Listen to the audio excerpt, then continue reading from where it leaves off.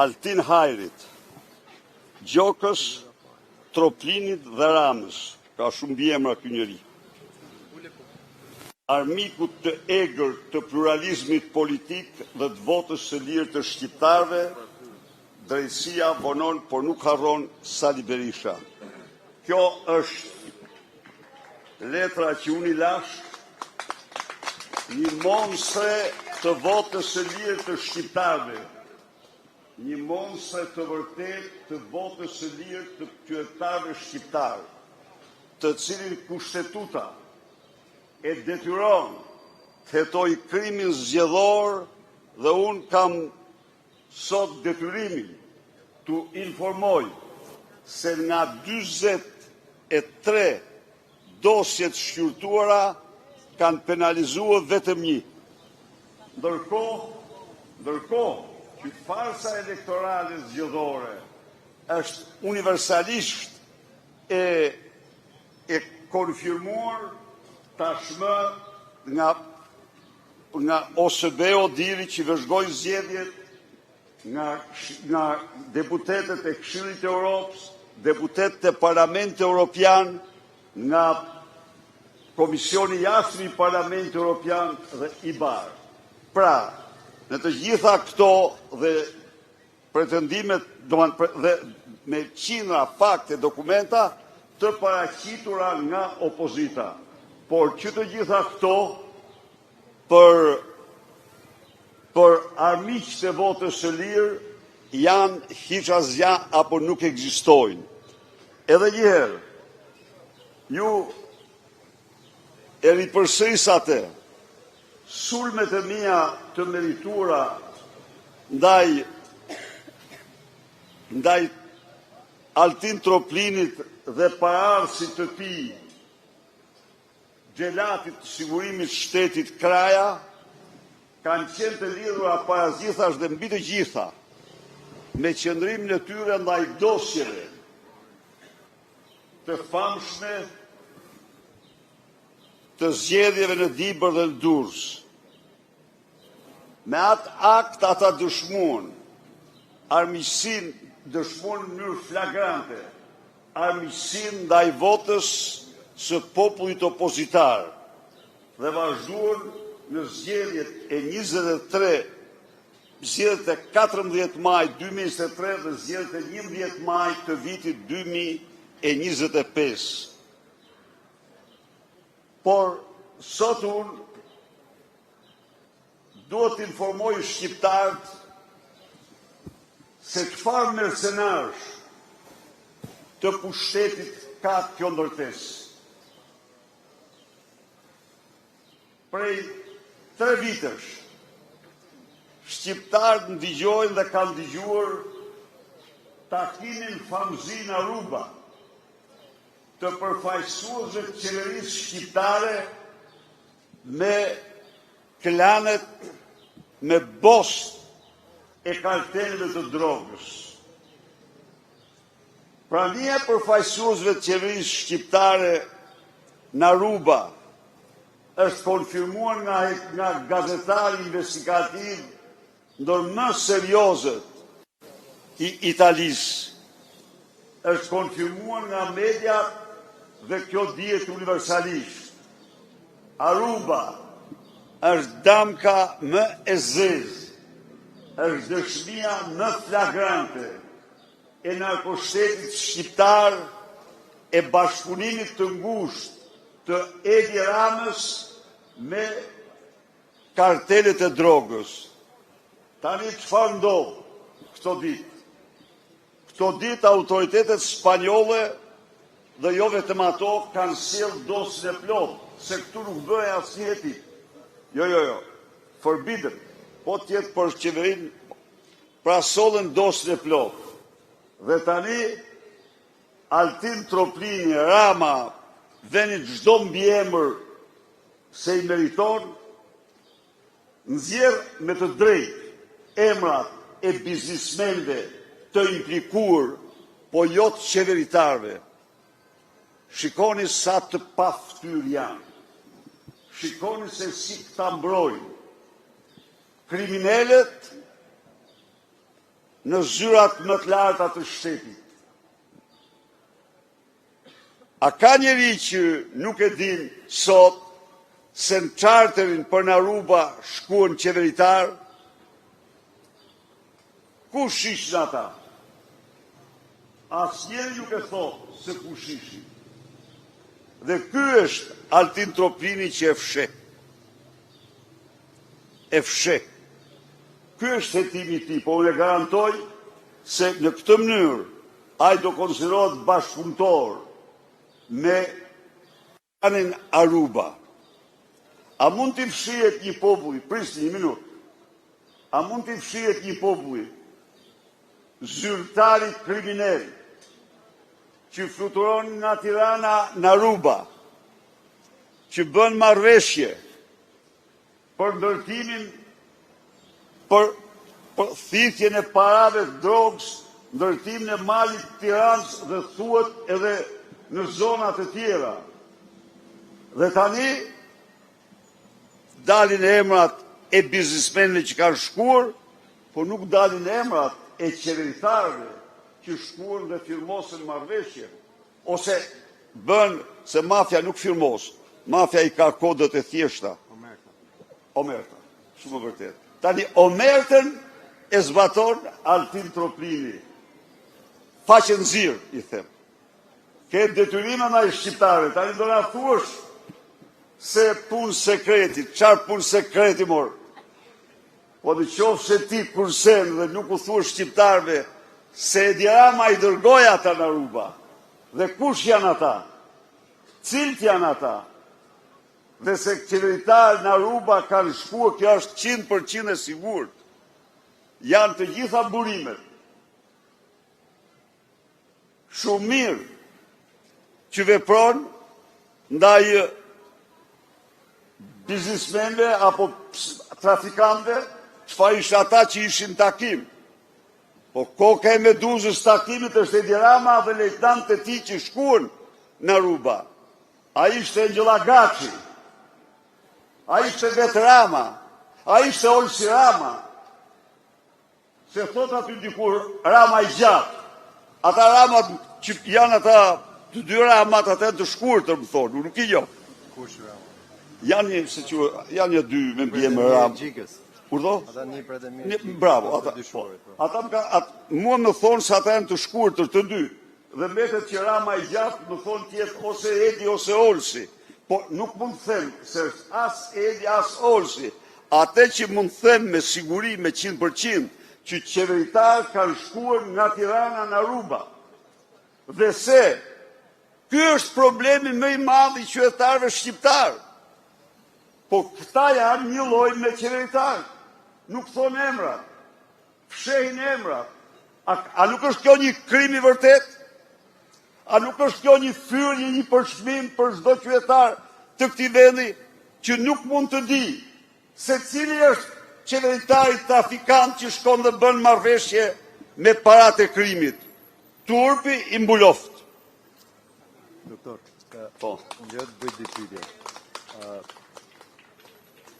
Shpeshherë është folur që pas malit Tiranës jeni ju dhe bravo dhe djali juaj. Ja, edhe një sekond lutem që të më japësh përgjigje të dyja dhe ju jeni kthyer në parlament, po mungoja ajo pjesa e dytë e postulatit ju e dini vetë. Ju e dini ose e keni vendosur kur do të riktheheni në SBA për një vizitë qoftë personale apo zyrtare? Se tani e para të falënderoj. Keni më problem. Dosja faktoj shpifjen dhe trillimin e ult. Trillimin e ult që u bën atë kohë për malin e Tiranës nga opozita e opozitës, vegël e verbë të qeverisë dhe mediat e tyre. Mediat e tyre. Si është e vërteta? Keni lidhje? E vërteta është unë lidhje kur jo unë, po asnjë njeri.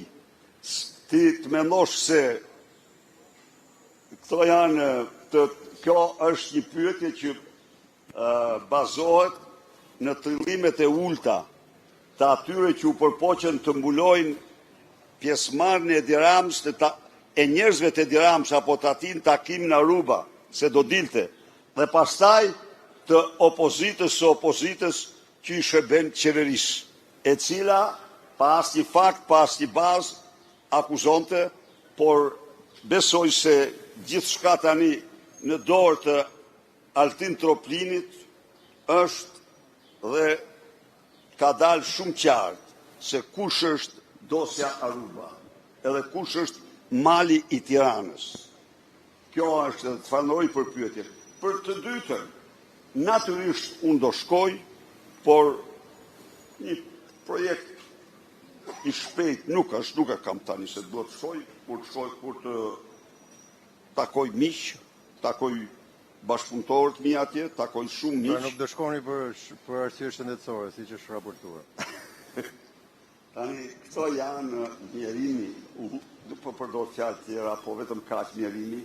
Këta janë një çift. Është një grua dhe një burr. Ata janë dashnor me flakt në shpifje dhe mashtrime, jo në erotizma. Ata të dy kryesojnë liste, se njëra ka bërë shkollën e tjetrit, dhe ata i përhapin këto, dhe është i turp i madh, do më thënë. Ata janë mercenar, kush i paguan, atë bëjnë. Dhe ata e përhapen, janë një burr dhe një grua që s'kan lidhje njëri me tjetrin, por rastisi janë kështu, të cilët janë dashnor në shpifje. Në shpifje, vetëm shpifje. Nuk ka asnjë gjë të vërtetë ajo. As kam kërkuar kurrë, ndonjëherë për të shkuar, për të vizituar. Vendimi është i plot për mua dhe familjarët e mi. Një lloj për familjarët e mi, dhe ky vendim më është komunikuar zyrtarisht nga përfaqësuesja e Shteteve të Bashkuara në Tiranë. Zoti Berisha, ditën e djeshme një deputete e Partisë Socialiste është vetë deklaruar si e pavarur. Si e komentoni ju këtë situatë dhe a do t'i bëj Partia Demokratike një ftesë Mariana Koçekut? Tani,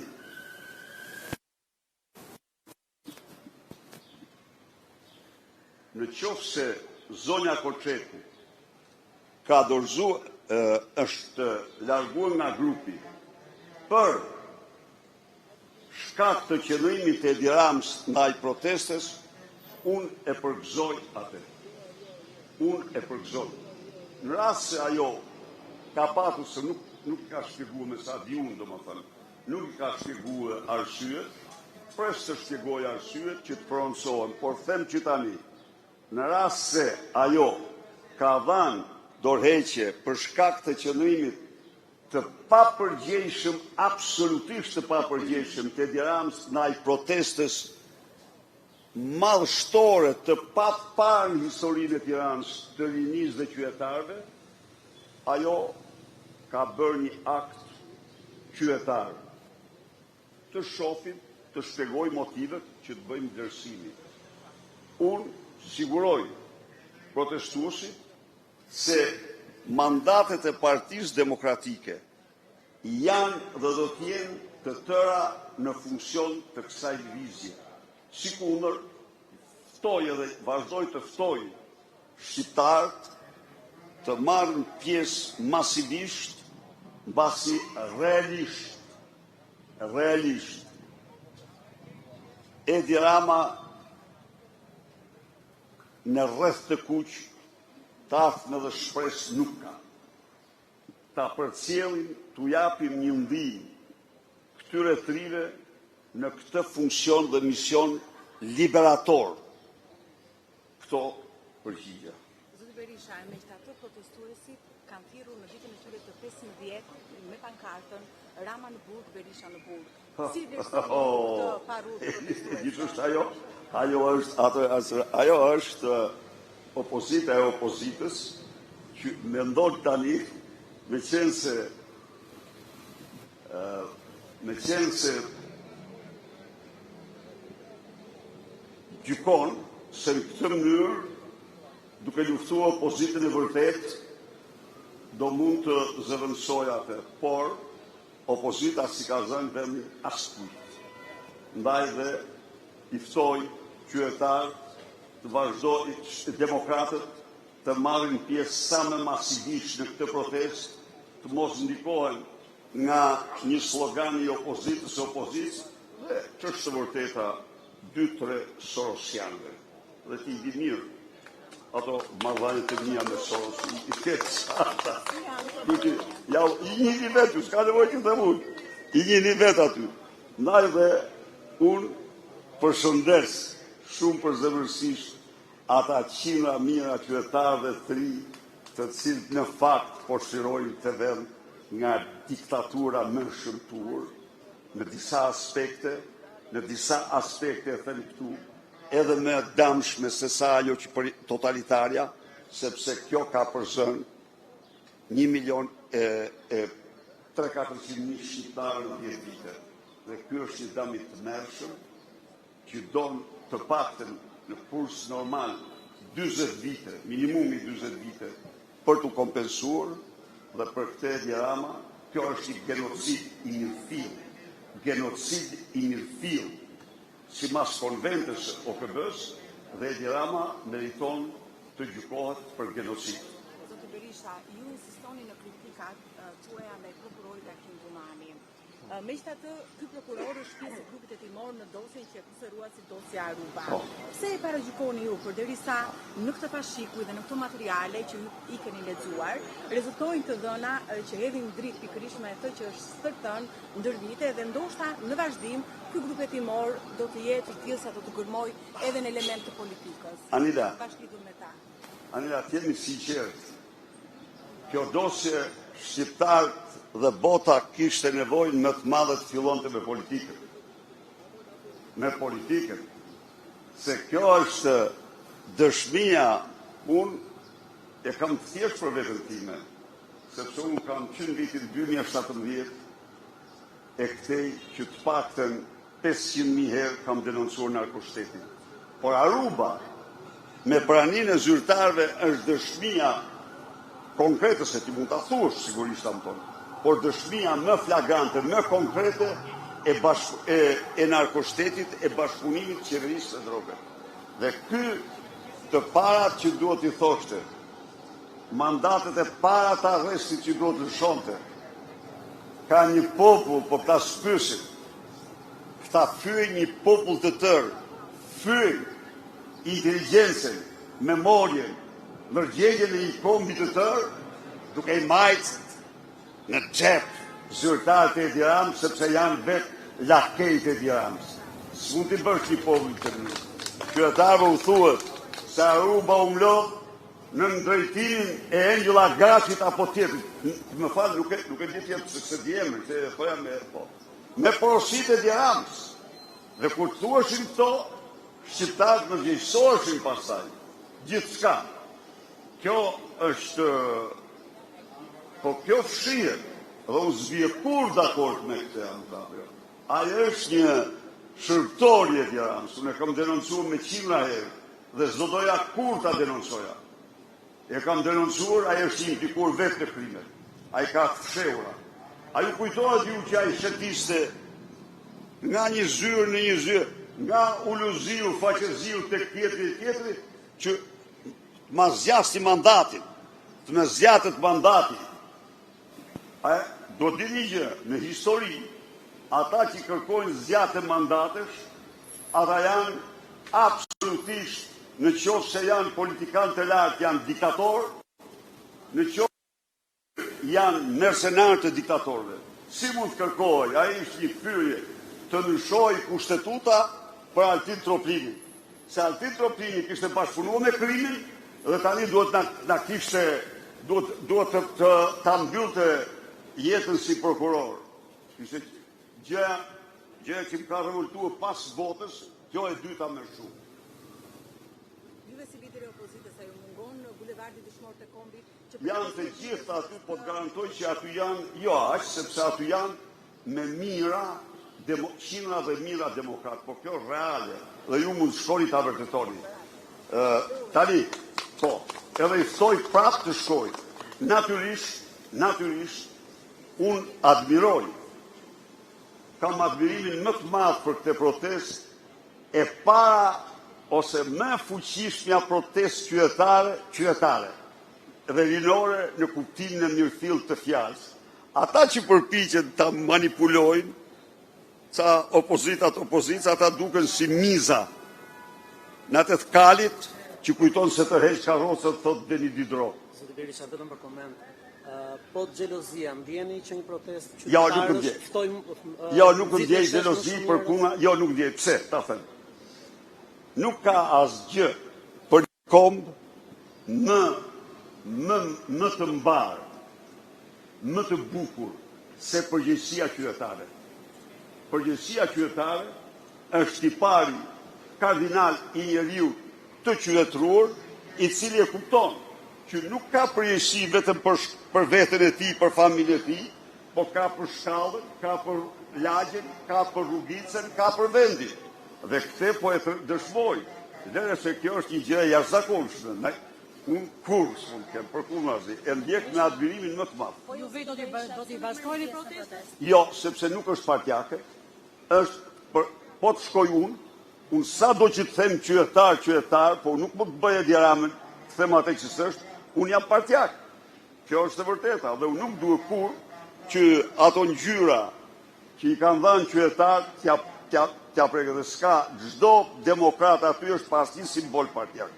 Ta respektojmë, të mësohemi, të respektojmë këtë dukuri madhështore të papar në Shqipëri. Lërë sot ajo është i çmendur fashistët. Çfarë kanë me fashizmin ata? Kjo është protesta më paqësore, më e bukur, më paqësore që ka njohur Shqipëria në këtë. Ndaj dhe unë, po të mos kisha patur këto funksione, ditë e natë do isha aty, por nuk duhet që unë duhet të mbetet ashtu siç është, dhe jam i bindur që do fitoj. Dhe i them Edi Ramës, çfarë do që të bësh, je i pa shpresë. Ajo lëvizje është ta kapre biletën. Mos harro të kapre biletën. Mos e shtym atutje, mos shpik fashiste tjerë me radhë, turp i madh, qytetarë që protestojnë në mënyrë që nuk kanë këfut një lule. Nuk kanë këfut një lule. Edhe i quhen protesta fashiste, frym fashiste tjerë në radhë. Të në çmendurit e tij është i ka shpërthyer gjithë ajo arkeotipi i jetërve të tij dhe i ka dalë në tavolinë tani, po edhe sa ditë do ikë. Ju mbështesni idenë e qeverisë teknike? Plotësisht. Sigurisht që ajo protest ka kërkesa të drejta. Ata janë qytetarët e kanë të qartë që do të jetë vote e tyre lire pa kontrolluar, që do të përcaktoj fatin e Shqipërisë.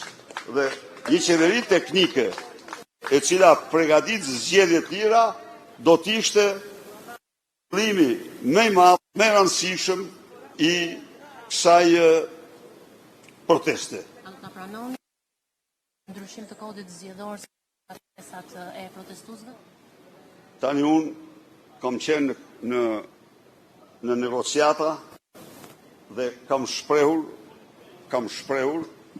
që jam plotësisht për listat hapura, plotësisht i qëndroj asaj, qëndroj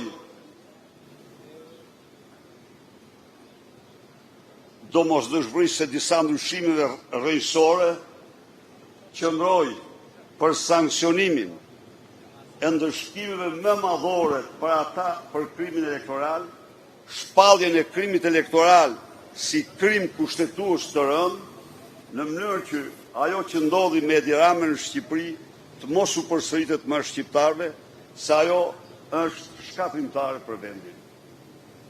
Doktor, pyetja e fundit. Kur të riktheheni në parlament pas disa ditësh, do t'ja bëni ndokujt pyetjen a e kalon dot oqeanin me dash?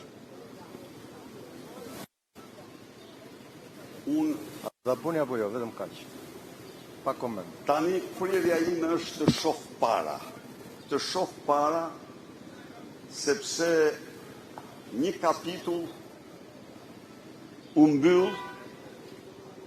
i jetës time me një betejë të imponuar, por në një betejë në të cilën unë ndoqa me vendosmëri